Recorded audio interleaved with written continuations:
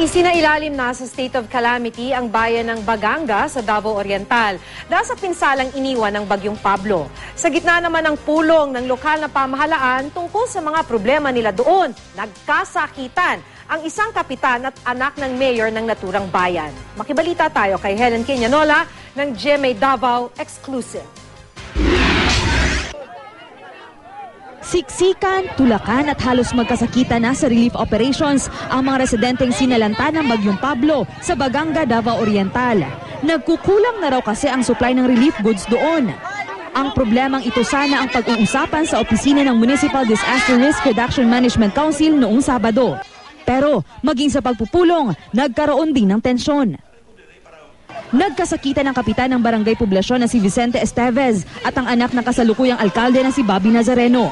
Ikinagalit umano ni Esteves ang pagkakasagi sa kanya ni Nazareno. Kaya binalikan daw ni Esteves ng suntok si Nazareno hanggang sa magkagantihan na. Yari ko dire para muatin na rugmiti kaya ipatawag ni Mayor. At tingalaman ko si Bobby, anak ni Mayor, gikalitan lang ko sumbag diya sa akong sa marang iyang batasan. Tuwagi ko pa doon dito sa SOD. Tapos, siyempre, magkadikit man mo. Tapos, kung gisigita ko sumbag dito, noon, saka usay mong problema. Giyanaan ko ba? Ini-interview naman ng mga sandaling yon si Mayor Remigio Nazareno. Huwag mo kumapil. Nag-break naman ko. Action na ko unta. Kay natural, pamilya ko na ako na. Nahinto ang gulo nang umawat na ang iba pang dumalo sa pulong. Natuloy rin naman ang pulong at napagdesisyon ng isa ilalim sa state of calamity ang bayan.